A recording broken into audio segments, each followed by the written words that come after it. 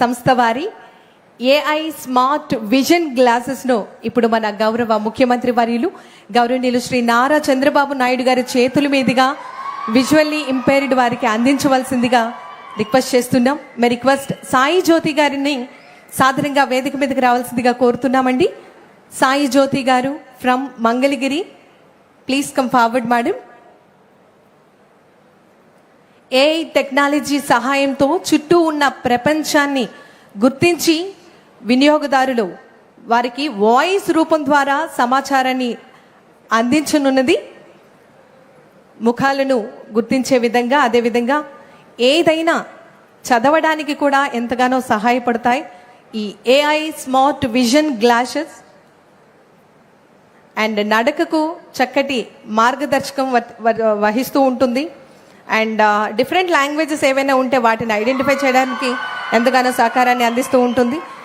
Yes, మరి మన ఆంధ్రప్రదేశ్ రాష్ట్ర గౌరవ ముఖ్యమంత్రి వర్యులు గౌరవనీయులు శ్రీ నారా చంద్రబాబు నాయుడు గారి చేతుల మీదుగా వాటిని ఎలిజిబిలిటీ వారికి అందించడం జరుగుతోంది. Now may request CH Ramesh గారు, సార్ ప్లీజ్ కమ్ ఫార్వర్డ్ అండి. సిహెచ్ రమేష్ గారు from Guntur.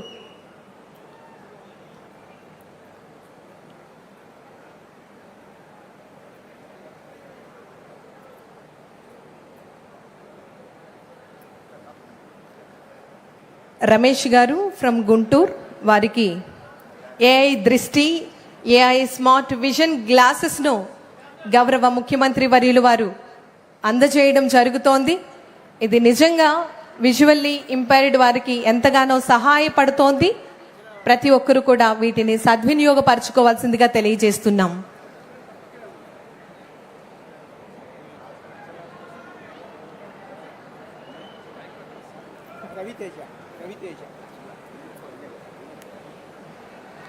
Yes, thank you sir, thank you very much.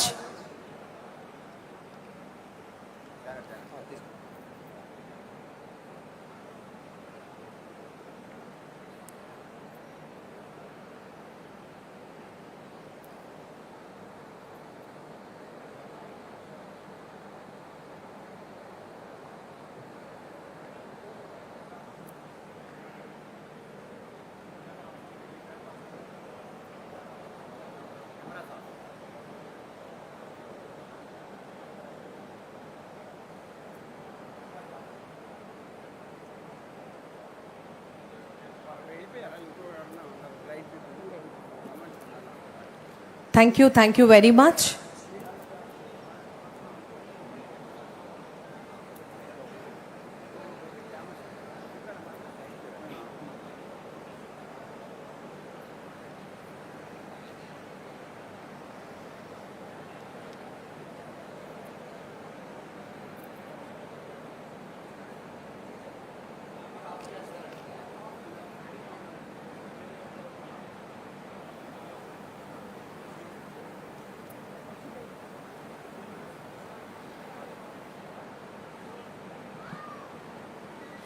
ఇప్పుడు మన ఆంధ్రప్రదేశ్ రాష్ట్ర గౌరవ ముఖ్యమంత్రి వర్యులు గౌరవనీయులు శ్రీ నారా చంద్రబాబు నాయుడు గారి యొక్క అమూల్యమైనటువంటి సందేశం.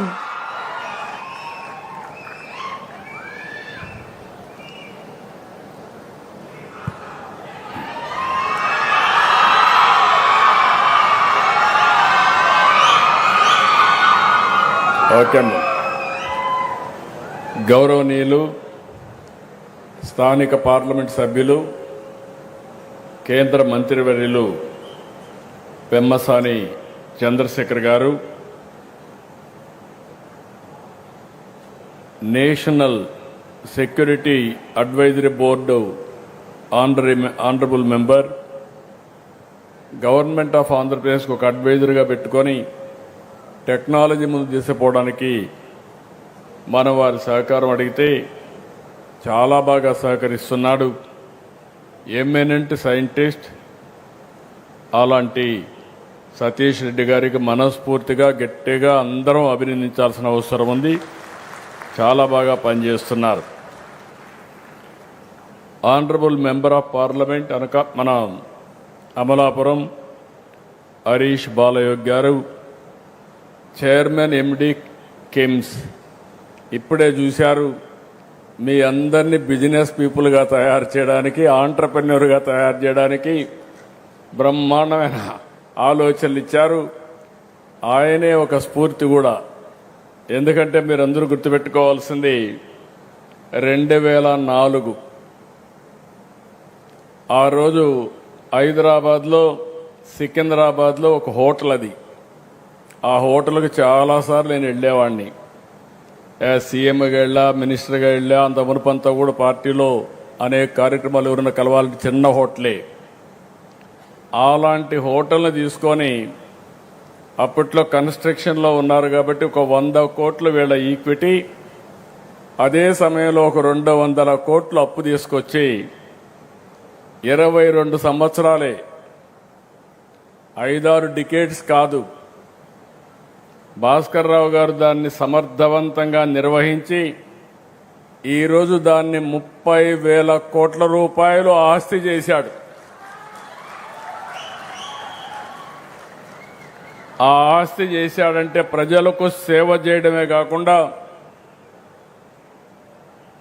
ఎప్పటికప్పుడు ఇన్నోవేషన్స్తో ముందుకు పోతూ సస్టైనబిలిటీ కోసం లాభార్జన కూడా చాలా ముఖ్యం. నేను అందుకే ఒక మాట చెప్తాను, ఏదైనా పెట్టుబడి పెట్టినప్పుడు పెట్టుబడికి వడ్డీ కూడా రాకపోతే, అప్పులు కూడా తిరిగి కట్టకపోతే తిరిగి అప్పు కూడా ఇవ్వరు, ఆస్తులు కూడా జప్తు చేస్తారు. అదే కానీ ఎప్పటికప్పుడు ఆంటర్ప్రెన్యూర్గా ఉండి దాన్ని ముందుకు తీసుకుపోయి మళ్ళీ కానీ మనం కానీ చేయగలిగితే సంపద సృష్టించడం చాలా సులభం. అలాంటి సంపద సృష్టించడానికి దారి చూపినటువంటి భాస్కర్ రావు గారిని మనస్ఫూర్తిగా అభినందిస్తున్నా. ఎక్కువ టైం తీసుకున్నా చాలా చక్కగా చెప్పాడు. అదే మరిగా director BSCPL infrastructure limited Seenaiah garu, collector district collector Sainath Varma garu, ప్రత్యేకంగా కిమ్స్ ఇప్పుడు బైసర్, ఈ కుటుంబ సభ్యులందరికీ కూడా మనస్ఫూర్తిగా అభినందనలు.